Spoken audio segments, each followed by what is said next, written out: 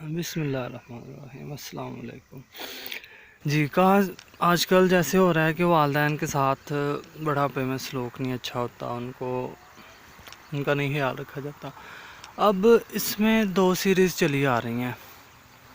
First common جو ہے کہ اولاد جوان ہوتی ہے وہ اپنے بچوں کو، بیوی کو لے کے علیحدہ والدین کو پوچھتے نہیں ہیں۔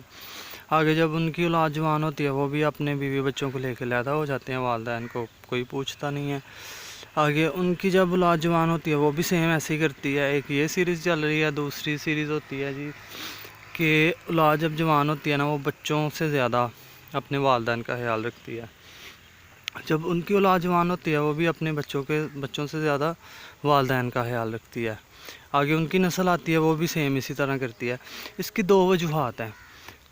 اب دیکھیں کہ اگر میں ہوں نا، میں اپنے والدین کا خیال نہیں رکھتا، میرے بچے ہیں وہ جوان ہو گئے ہیں، وہ بھی میرے ساتھ ایسے ہی کریں گے۔ اس کی وجہ کیا ہے کہ میں ان کو کہوں گا نا یار تم لوگ میرا خیال نہیں رکھتے، تو انہوں نے کہنا وہ کیا ہوتا ہے، ہم نے کبھی آپ کو دیکھا ہی نہیں ہے اپنے ماں باپ کا خیال رکھتے ہوئے۔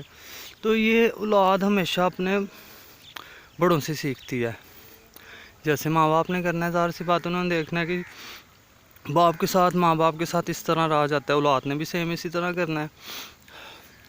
تو جو رکھتے ہیں نا اپنی اولاد کے حقوق پورے کرتے ہیں اور اولاد سے زیادہ والدین کا خیال رکھتے ہیں، ان کے بچے یہی دیکھتے ہوئے بڑے ہوتے ہیں کہ یہ جو ہے نا والدین کے ساتھ اس طرح رہا جاتا ہے، تو وہ بھی سیم اپنے والدین کے ساتھ اسی طرح رہتے ہیں، بچوں کے حقوق پورے کرتے ہیں۔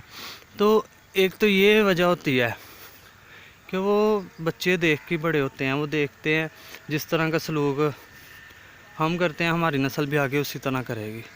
دوسرا کہ یہ اللہ پاک کی طرف سے احسان کا بدلہ احسان ہوتا ہے، سورۃ رحمان میں بھی اللہ پاک فرما رہے ہیں۔ تو ایک یہ وجہ ہوگی۔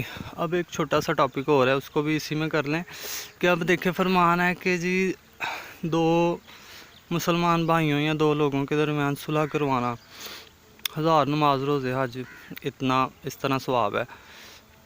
اب جو سوچنے والی بات ہے نا وہ یہ ہے کہ اس کو تھوڑا سا الٹ دیں، یعنی کہ اگر ہم 2 لوگوں کے درمیان جھگڑا کروا دیتے ہیں تو ساری زندگی کے نماز روزے ساری باتیں وہ تو فضول ہو گئی نا، اس کو ذرا سوچا کریں۔